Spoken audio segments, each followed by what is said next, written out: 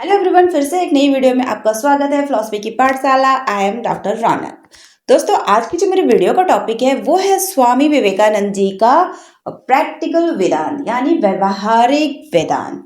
ये नेट के सिलेबस में भी मेंशन है और यूजीसी नेट में क्वेश्चन भी आते हैं। मैं प्रैक्टिकल वेदांत को एक उदाहरण से आपको बताने की कोशिश करती हूँ कि अगर कोई गरीब और बीमार व्यक्ति है, मान लीजिए कोई गरीब और बीमार व्यक्ति है, उसकी मदद करना, भगवान की पूजा करना है। अभी मैंने बताया ना कि किसी गरीब को भी मदद कर सकते हो, किसी वीक स्टूडेंट को भी मदद कर सकते हो।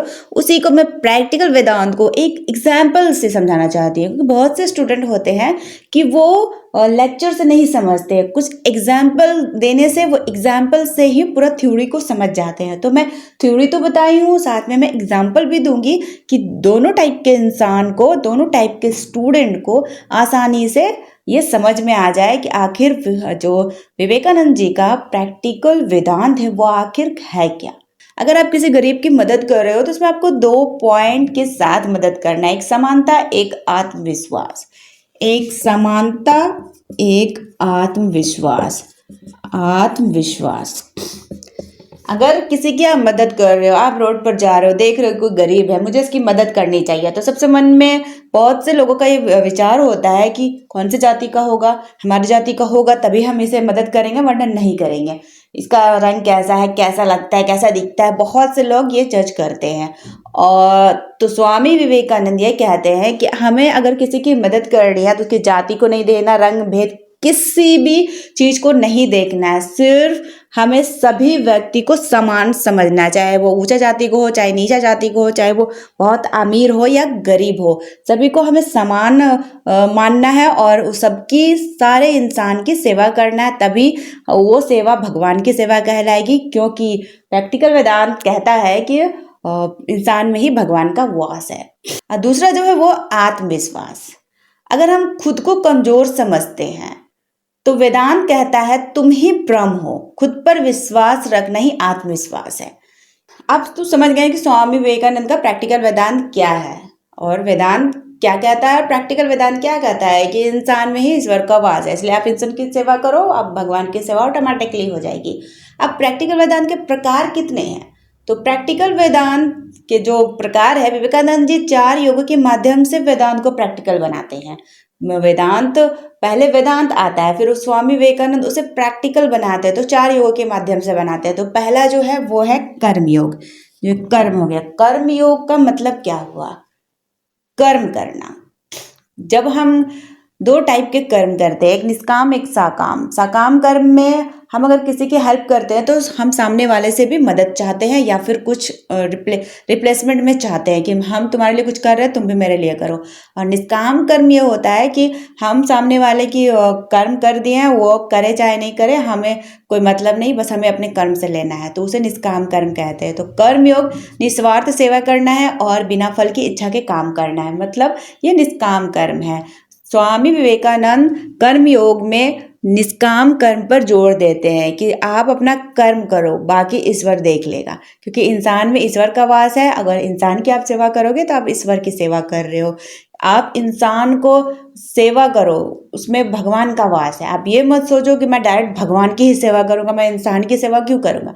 आपको अपना कर्म करना है। आप जब भगवान कह दिए हैं कि इंसान में ही मेरा वास है, तो हम इंसान की सेवा करेंगे, भगवान ऑटोमेटिकली खुश हो जाएगा।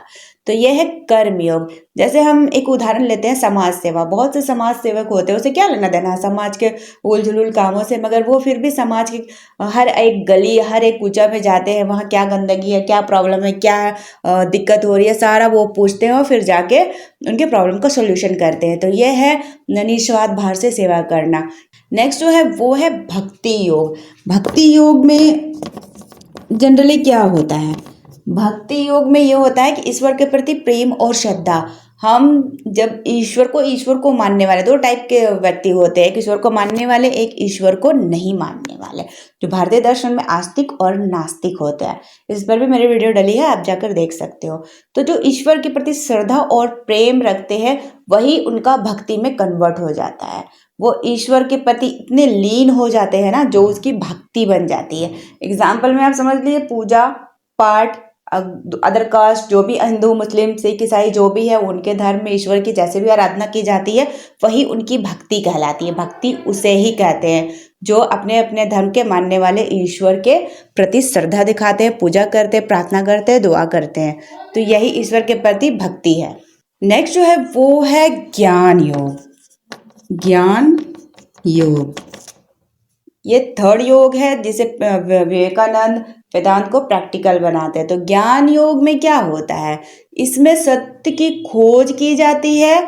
ज्ञान का मतलब क्या है, जैसे मैं हूँ तो आप ज्ञान से एग्जाम्पल मेरे पर क्या दोगे, तो खुद पर एग्जाम्पल ये हो सकता है मैं कौन हूँ, मैं क्या हूँ, मैं कहाँ से आई हूँ। ये सारे जो क्वेश्चंस होते हैं ये इसका जो आंसर ढूंढा जाता है कि ओ आई एम डॉक्टर रौनक रफत, मैंने पीएचडी कर रखी है और मैं असिस्टेंट प्रोफेसर बनना चाहती हूँ। तो इसका जो आंसर आया ना ये ज्ञान है कि अरे ये आपको तो पता नहीं था कि मैं कौन हूँ। मैंने अभी बताया आई एम डॉक्टर रौनक रफत, मैंने पीएचडी कर रखी है और मैं असिस्टेंट प्रोफेसर के बनना चाहती हूँ। तो आपको पता चल गया कि ये पीएचडी कैंडिडेट है या पीएचडी कर चुकी है और ये फ्यूचर में असिस्टेंट प्रोफेसर बनना चाहती है। तो ये जो आपको मेरा जो ये इंट्रोडक्शन प्राप्त हुआ ना यही ज्ञान है। तो ज्ञान योग का मतलब होता है कि किसी चीज या कोई भी चीज हो, वो किसी वस्तु हो, इंसान हो, जगह हो, उसका जो पर्टिकुलर आप ज्ञान प्राप्त करते हैं ना उसे ही कहा जाता है ज्ञान योग। जैसे कोई कहता है कि दिल्ली में कुतुब मीनार है, तो दिल्ली में कुतुब मीनार है किसी के कह देने पर तो आप मानने ही जाइएगा, या तो आप उसके बारे में गूगल में सर्च करिएगा, पढ़िएगा या जाकर देखिएगा। तो आपको जो नॉलेज हुआ वही नॉलेज ज्ञान योग के अंदर आता है। मीन्स सत्य की खोज करना, क्या सही है उसकी जानकारी आपको इकट्ठा करना है। क्या सही है किसी के कह देने से वो मान लेना वो ज्ञान नहीं है, क्योंकि हो सकता है वो गलत भी हो।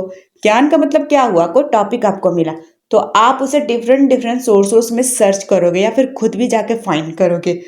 जब तक सच्चाई का पता ना लगे तब तक ज्ञान आपको नहीं हुआ है। जिस दिन आप सच्चाई का पता कर लोगे तो ज्ञान प्राप्त हो जाएगा। जैसे आपको मेरे बारे में पता चल गया कि मैं फिलॉसफी कैंडिडेट हूँ और असिस्टेंट प्रोफेसर बनना चाहती हूँ, तो ये आपका ज्ञान है, आपको ज्ञान हो गया कि डॉक्टर रौनक कौन है। जो है वो है राजयोग।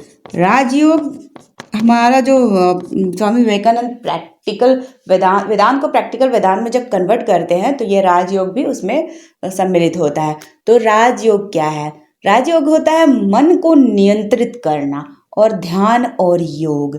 मतलब जो हमारा ये मन होता है ना, हम कोई भी काम करते हैं, एक एग्जाम्पल समझो, हम कोई भी काम करते हैं तो कैसे करते हैं, हमारे मन के विचार से ही ना करते हैं। आज हमारा मन किया कि हम वहाँ घूम कर आए तो हम जाते हैं घूमने के लिए। आज हमारा मन किया कि हम ये खाएं तो हम खाते हैं।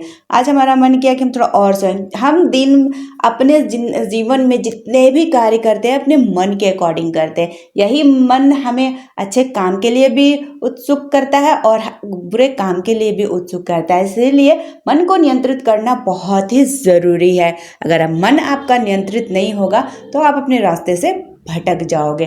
तो ये है स्वामी विवेकानंद जी का व्यवहारिक सिद्धांत क्या है और उसके प्रकार। यही था स्वामी विवेकानंद का प्रैक्टिकल वेदांत। आई होप इस 2 वीडियो के माध्यम से आपको स्वामी विवेकानंद का प्रैक्टिकल वेदांत अच्छे से समझ में आ गया होगा। तो मिलते हैं किसी नेक्स्ट टॉपिक के साथ, तब तक के लिए बाय बाय।